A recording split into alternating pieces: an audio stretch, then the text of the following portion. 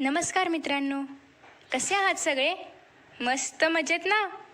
S class education bye सुहानीमध्ये तुम्हा सर्वांचं मनापासून स्वागत आहे.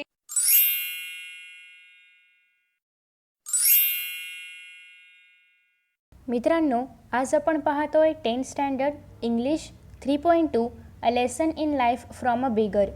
बेगर म्हणजे काय? भिकारी. पण या ठिकाणी आपण भिकारी नाही म्हणणार, आपण बेगरला याचक पण म्हणू शकतो. म्हणजेच याचकाने आयुष्याचा धडा शिकवला अशा पद्धतीने टायटल आपल्याला दिलेलं आहे. पण नेमकं या पाठामध्ये काय सांगितलं आहे ते आपण आता थोडक्यात पाहणार आहोत. या ठिकाणी लेखिका आहेत सुधा मूर्ती, ऑथर आहेत, रायटर आहेत. तर यांची एक मैत्रीण असते, तिचं नाव मीना. तर ती खूप पेसिमिस्टिक असते आणि एक अशी काहीतरी घटना घडते की ज्यामुळे ती खूप ऑप्टिमिस्टिक होते, तिच्यामध्ये खूप मोठा बदल होतो आणि एका निगेटिव्ह पर्सनपासून ते एका पॉझिटिव्ह ॲटिट्यूड असणाऱ्या पर्सनमध्ये तिची जी वाटचाल झाली आहे तर ती आपण या पाठामध्ये पाहणार आहोत. आणि ती खूप निगेटिव्ह असते, सतत तक्रार करत असते आणि त्या एका ॲटिट्यूडमधून ती इतकी पॉझिटिव्ह होते, इतकी सकारात्मक होते. आणि कशामुळे? तर एका याचकामुळे. मग नेमकं हे कसं काय शक्य आहे ते आपण या पाठामध्ये पाहणार आहोतच. पण त्याआधी आपण काही वॉर्मिंग अप ॲक्टिव्हिटीज पाहणार आहोत. पहिला आहे चिटचॅट, ज्यामध्ये सांगितलेलं आहे की तुम्हाला लहान लहान ग्रुप्स तयार करायचे आहेत आणि तुमच्या मनामध्ये जे काय आहे ते शेअर करायचं आहे. काय शेअर करायचं आहे? तर a piece of advice that stopped a bad habit in you. म्हणजे अशा प्रकारचं एखादं ॲडवाईस की जे आपल्याला आपल्या आयुष्यामधल्या ज्या काही बॅड हॅबिट्स आहेत त्यांना थांबवण्यासाठी, त्यांना स्टॉप करण्यासाठी महत्त्वाचं ठरलं. कोणतं असं एखादं ॲडवाईस असेल ते तुम्हाला लिहायचं आहे. जसं की bad habits leads to failure, म्हणजे बॅड हॅबिट्स ज्या असतात त्या आपल्याला अपयशाकडे घेऊन जातात.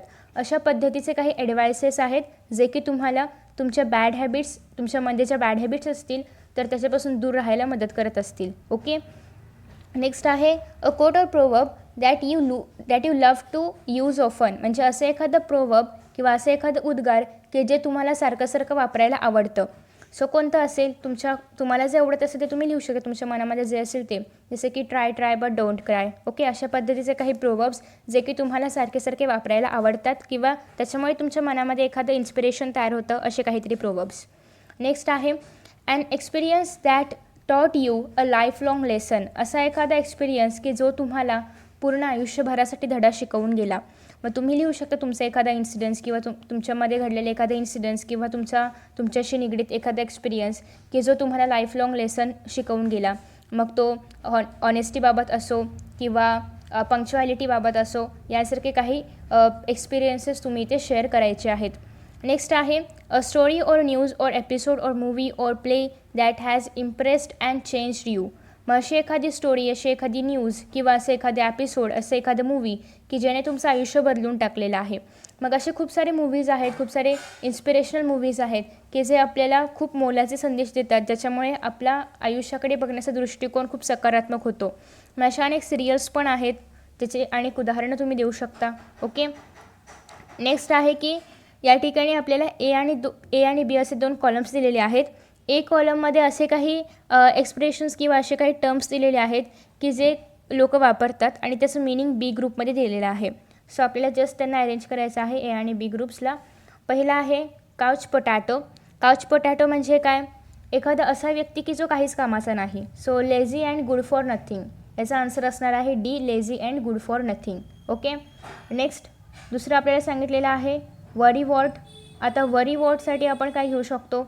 तर या ठिकाणी वरी वॉट म्हणजे खूप सारा चिंता. वरी म्हणजे काय? चिंतेत असणारा व्यक्ती. So always nervous and worried. Okay. त्यानंतर नेक्स्ट आता आपण पाहतोय फडी ड्युडी.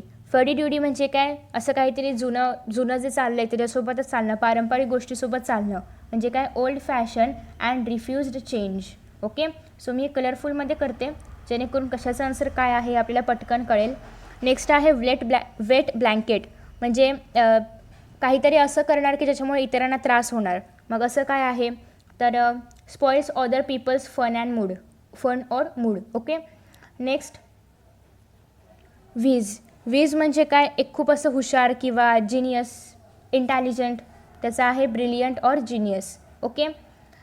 नेक्स्ट आता आपण पाहतोय पुढचं एक्झाम्पल जे की आहे ब्लॅक शिप म्हणजे काय? की खूप असं लाजिरवाणा असं काहीतरी. ओके. मग ब्लॅक शिपचं काय येणार आहे? Shameful person. ॲक्च्युली या ठिकाणी ब्ल्यू कलर रिपीट झाला आहे, बट तुम्ही टिक मार्क्स वगैरे करून घेतले असतीलच.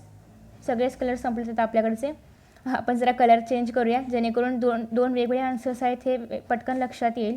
ओके, सो नेक्स्ट आहे लाईव्ह वायर. लाईव्ह वायर म्हणजे असं काहीतरी खूप सारी एनर्जी असणारं, एनर्जेटिक असं काहीतरी. ओके, सो या ठिकाणी तुम्ही एनर्जेटिकसाठी घेऊ शकता, लाईव्ह वायरसाठी काय घेऊ शकता, very energetic or active. Okay, तर अशा पद्धतीने हे सगळे आन्सर्स आपण आता पाहिलेले आहेत.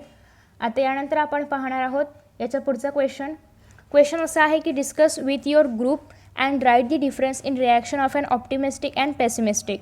मग एखादी रिॲक्शन आहे किंवा एखादं सिच्युएशन आहे, त्याच्यामध्ये एखादा ऑप्टिमिस्टिक म्हणजे सकारात्मक व्यक्ती आणि एखादा पेसिमिस्टिक म्हणजे नकारात्मक व्यक्ती कसा रिॲक्ट होईल ते तुम्हाला इमॅजिन करायचं आहे, किंवा जर तुम्ही ग्रुप्स केले असतील तर ग्रुप्समध्ये तुम्हाला विचारायचं आहे. इन्सिडन्स असा आहे की फेल्युअर इन एक्झाम्स ऑर टेस्टमध्ये फेल्युअर आलं किंवा एक्झाम्समध्ये फेल्युअर आलं, कमी मार्क्स पडले असतील किंवा इन द सेन्स तुम्ही नापास झाला असेल, तर काय रिॲक्शन असेल ऑप्टिमिस्टिक व्यक्तीची. की ऑप्टिमिस्टिक व्यक्ती म्हणेल की okay, I will try better next time, मी पुढच्या वेळेस चांगला प्रयत्न करेन. मग एखादा पेसिमिस्टिक व्यक्ती काय बोलेल, जाऊ दे, काहीतरी चुकीचा पेपर काढला असेल किंवा खूप हार्ड पेपर काढला असेल, असं कोण बोलेल, नकारात्मक व्यक्ती बोलेल. नेक्स्ट आहे lose a good amount of cash, म्हणजे एखादी खूप चांगली रक्कम जर आपल्या हातातून निसटून गेली तर मग ऑप्टिमिस्टिक काय म्हणेल, ओके बेटर लक नेक्स्ट टाईम, पुढच्या वेळी आपल्याला ते मिळेल. एखादं पेसिमिस्टिक बोलेल की काय ते माझ्या नशिबामध्येच नव्हतं, it was not in my फेट, माझ्या नशिबात नव्हतं म्हणून ते मला मिळालं नाही. सो नेक्स्ट आहे की unexpected rainfall or bad weather, म्हणजे एखादं अनपेक्षित असं खूप पाऊस पडला किंवा खूप बॅड वेदर आहे, तर ऑप्टिमिस्टिक व्यक्ती काय बोलेल की चला आज पाऊस पडते म्हणजे आपण छान रेस्ट करू शकतो किंवा हा पाऊस आपण एन्जॉय करू शकतो. ओके, निसर्गाचा आपण आनंद घेऊ शकतो. मग पेसिमिस्टिक काय बोलेल की कशाला हा पाऊस सारखा पडतो, किती चिखल करून जातो, तर हा कोण बोलेल, पेसिमिस्टिक व्यक्ती बोलेल. नेक्स्ट आहे इलनेस, आजारपण जर आलं तर ऑप्टिमिस्टिक व्यक्ती काय बोलेल, चला आता आपण 2-4 दिवस आराम करू शकतो. पेसिमिस्टिक व्यक्ती काय बोलेल, काय हे आजारपण किती त्रास होतो, याव त्याव असं काहीतरी बोलेल.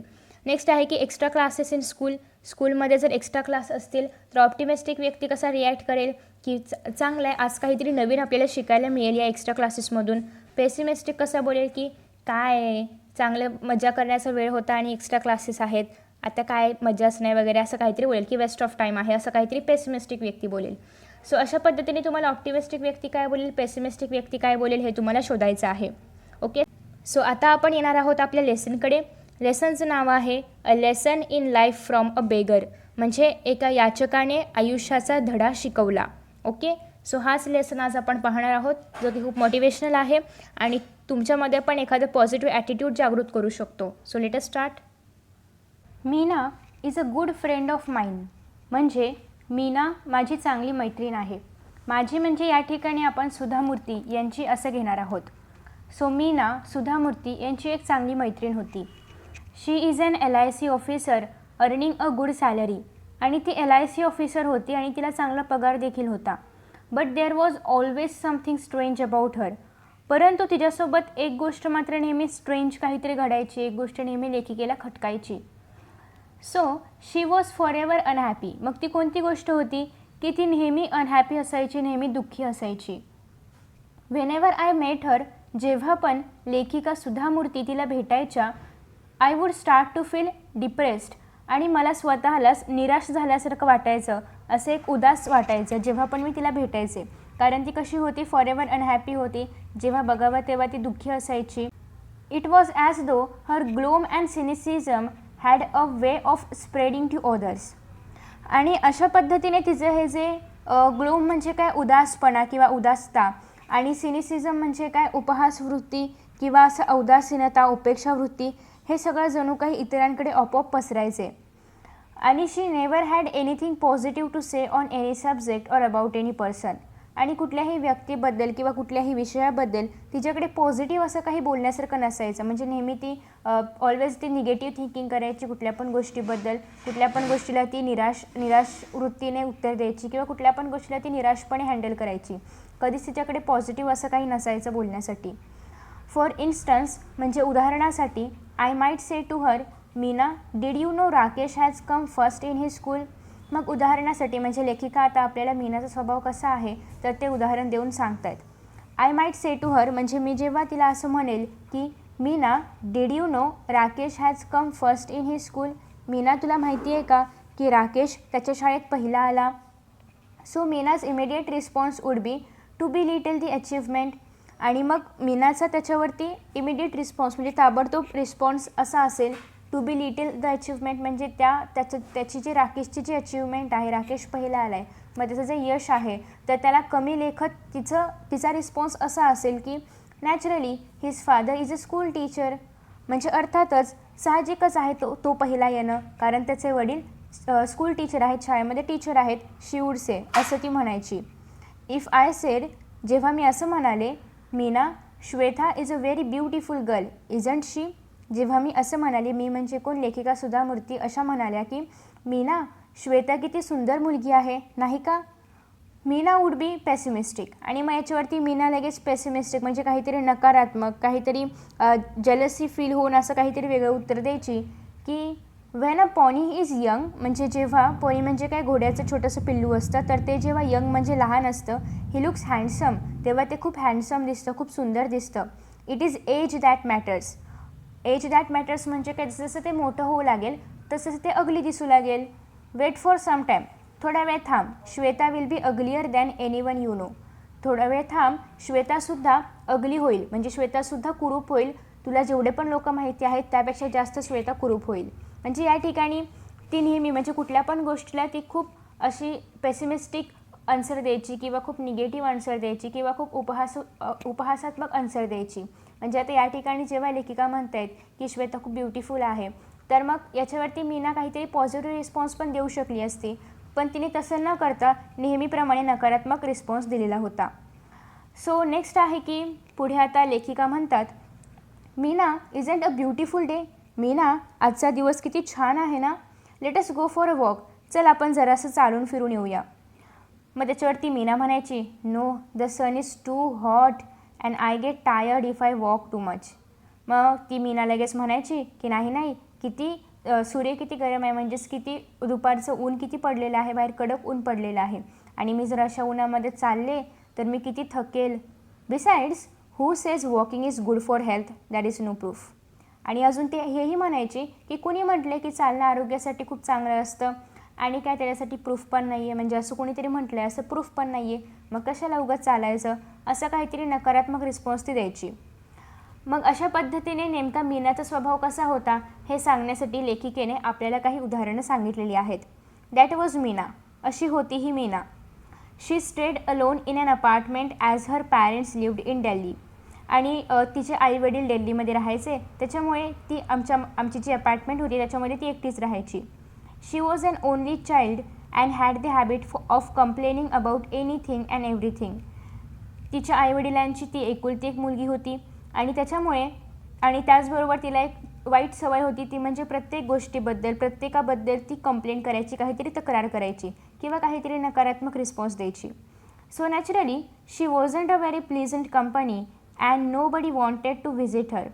आणि मग अर्थातच आता ती जर खूप नकारात्मक असेल, खूप पेसिमिस्टिक असेल, पेसिमिस्टिक म्हणजे नकारात्मक आणि ऑप्टिमिस्टिक म्हणजे आशावादी किंवा पॉझिटिव्ह. ओके, सो ती जर खूप नकारात्मक असेल आणि आपण जर तिच्यासोबत राहायला लागलो तर आपण पण नकारात्मक होऊ या भीतीने तिच्याशी कोणी मैत्री करू इच्छित नव्हतं किंवा तिच्याकडे जावं असं पण कुणाला वाटायचं नाही. ओके, कुणालाच तिची कंपनी नको असायची.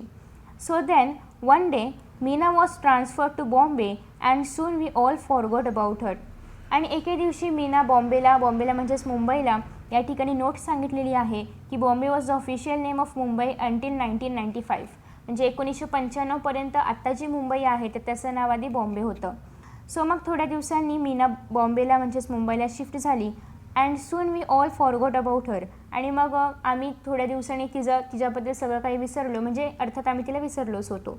ओके, मेनी इयर्स लेटर, खूप वर्षानंतर, I found myself caught in the rain at Bombay's Flora fountain.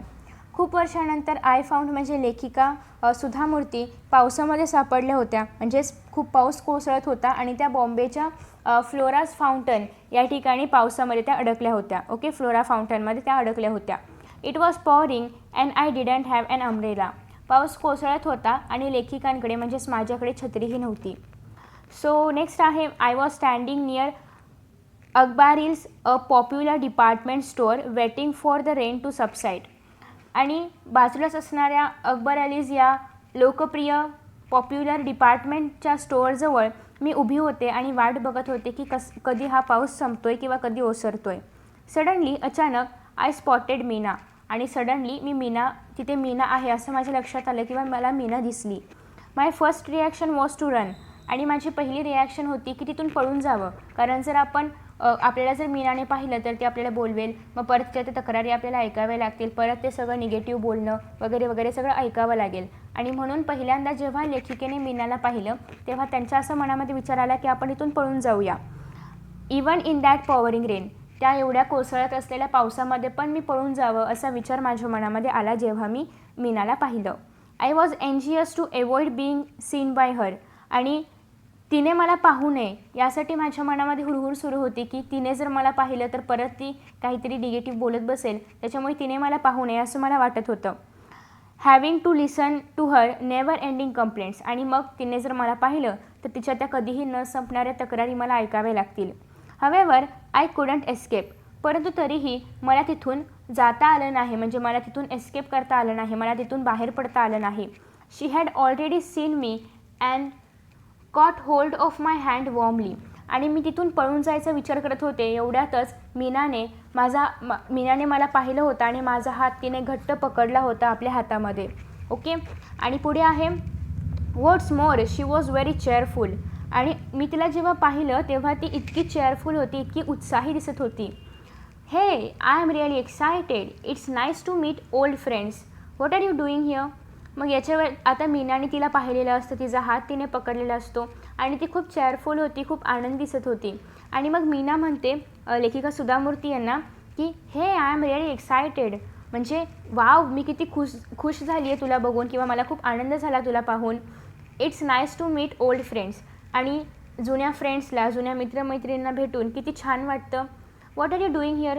पण तू इथे काय करतेस, म्हणजे तुझं इथे काय काम आहे का, असं काही तिला विचारायचं असेल. I explain that I was in Bombay on an official work. आणि मग लेखिका सुधा मूर्ती यांनी तिला सांगितलं की मी काही कामासाठी बॉम्बेला म्हणजे मुंबईमध्ये आलेली आहे. So then stay with me tonight she said. आणि मग मीना म्हणते की ठीक आहे, तू कामासाठी आलीच आहेस तर आज रात्री माझ्यासोबत राहा. Let's chat. आपण गप्पा मारू. Do you know that old friends and memories are precious and rare. तुला माहिती आहे ना की जुने मित्रमैत्रिणी आणि जुन्या ज्या आठवणी असतात त्या खूप प्रेशियस म्हणजे मौल्यवान असतात आणि रेअर म्हणजे खूप दुर्मिळ असतात. I couldn't believe it. आणि लेखिकांचा विश्वासच बसत नव्हता की ही मीना आहे. वॉज दिस रिअली मीना, की खरंच ही मीना आहे का, म्हणजे ही एवढी चेअरफुल कशी आहे, एवढी उत्साही कशी आहे. I pinched myself hard to be sure it wasn't a dream.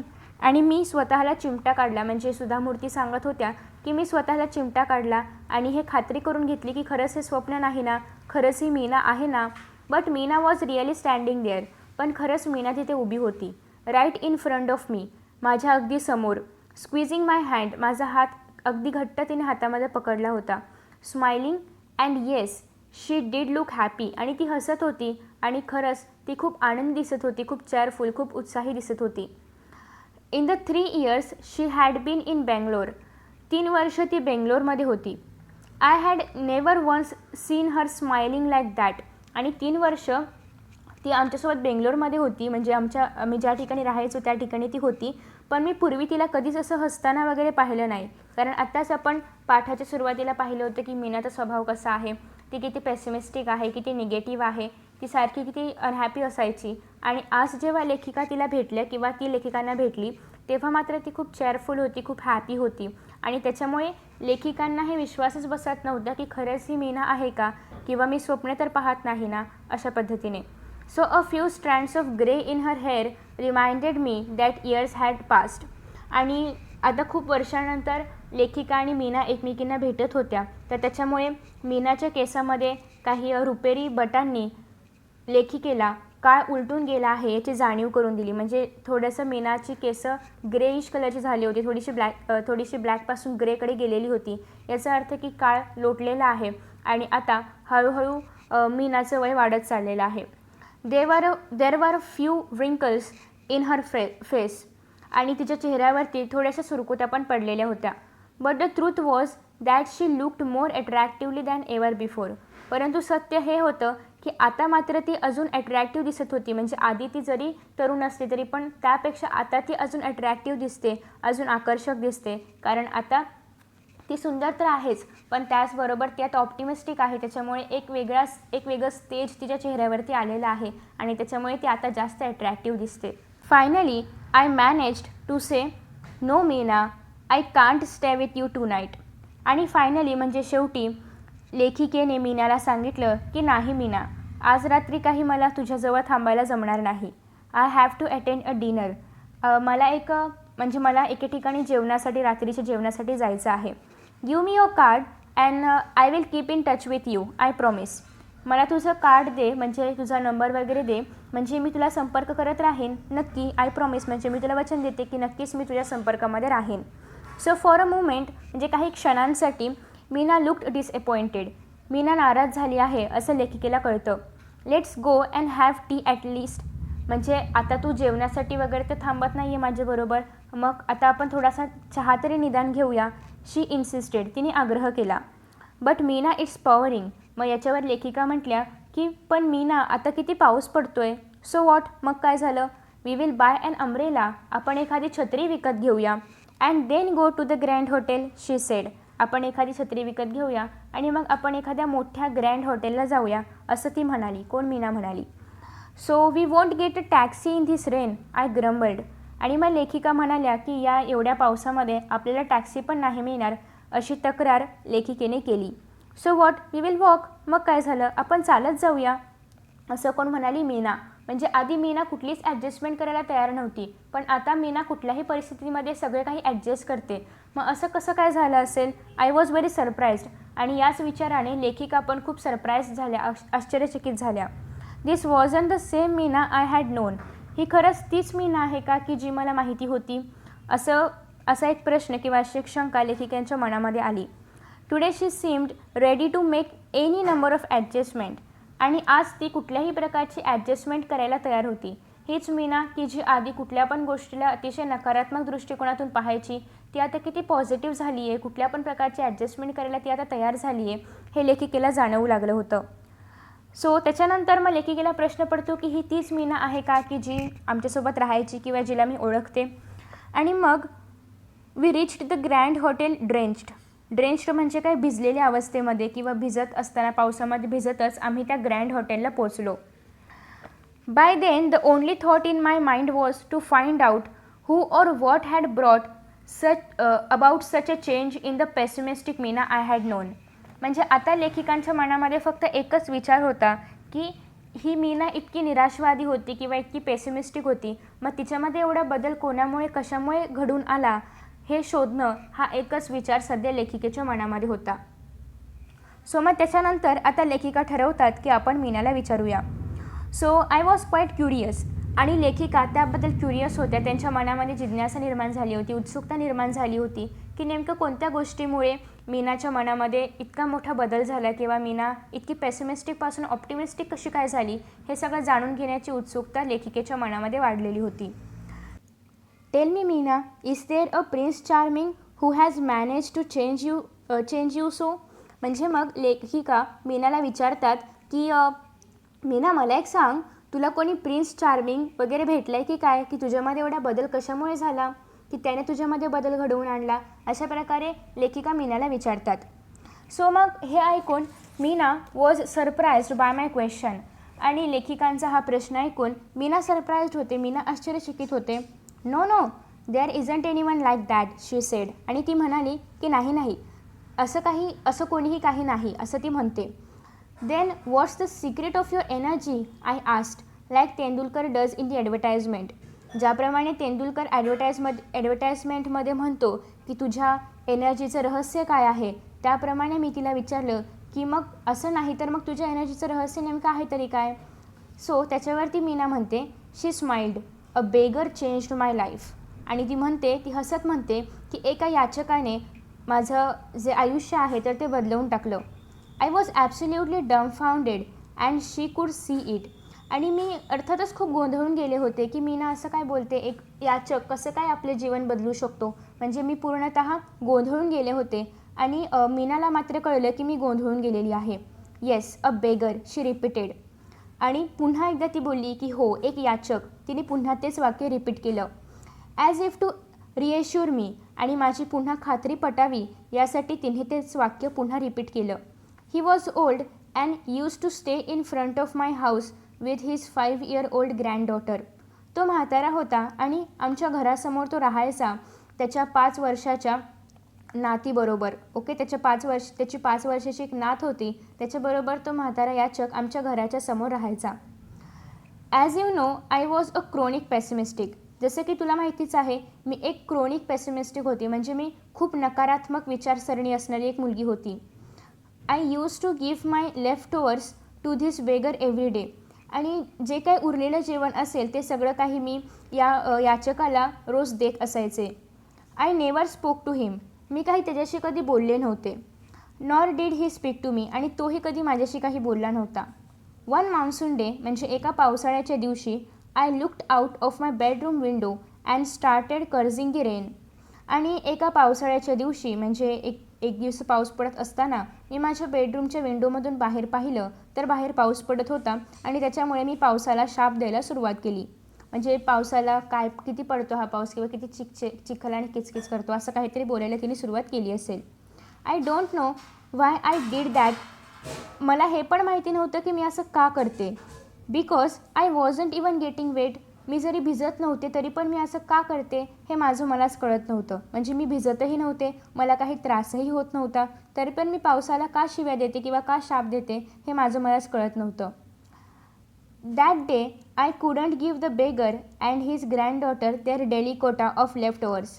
आणि मग त्या दिवशी खूप पाऊस पडत असल्यामुळे मी त्या याचकाला आणि त्याच्या त्या नातीला त्यांचा जो कोटा असतो रोजचा की मी त्यांना रोज काहीतरी लेफ्ट ओव्हर फूड द्यायची तर तो काही मला देता आला नाही.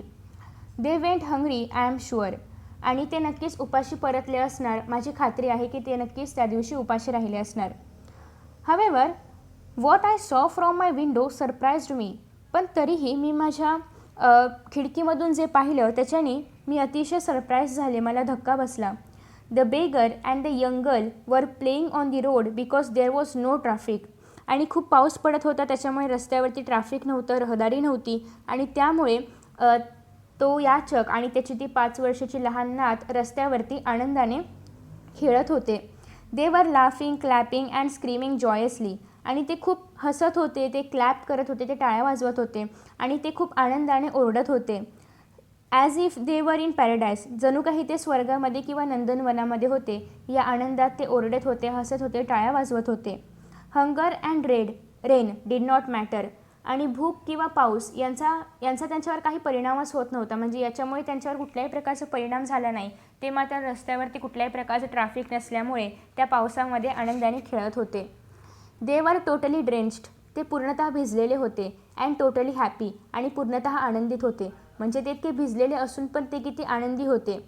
I envied their zest for life. आणि त्यांचा तो उत्साह, त्यांची ती ऊर्जा, त्यांच्या आयुष्यामधली ती ऊर्जा आणि उत्साह पाहून माझ्या मनामध्ये जलसी निर्माण झाली, एक मत्सर त्यांच्याविषयी निर्माण झाला. That scene forced me to look at my own life.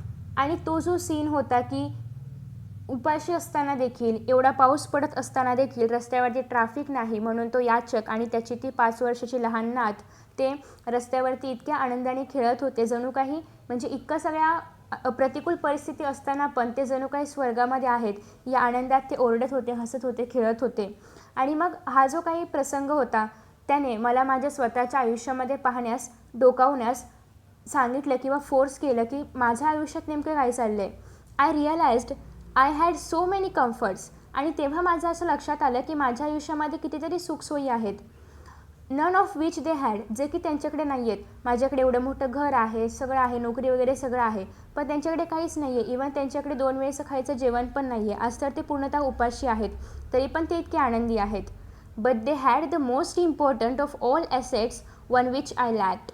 पण त्यांच्याकडे एक सगळ्यात महत्त्वाची मालमत्ता आहे, सगळ्यात महत्त्वाची संपत्ती आहे ज्याची माझ्याकडे कमतरता आहे. They knew how to be happy with life as it is. त्यांना हे माहिती आहे की जीवन जसं आहे तसं कसं आनंदी जगायचं हे त्यांना माहिती आहे, जे मला आत्तापर्यंत कळलेलं नाही. मी नेहमी तक्रार करत आले, मी नेहमी निगेटिव्हिटी माझ्या आजूबाजूला पसरवत आले, आजूबाजूच्या लोकांच्या मनामध्ये पसरवत आले. पण त्यांच्या मनात त्यांच्या आजूबाजूला इतकी प्रतिकूल परिस्थिती असताना पण आनंदी कसं राहायचं, जशी आहे तशी लाईफ कशी एन्जॉय करायची हे त्यांना माहिती होतं, जे की मला अजूनपर्यंत कळलेलं नाही. I felt ashamed of my self.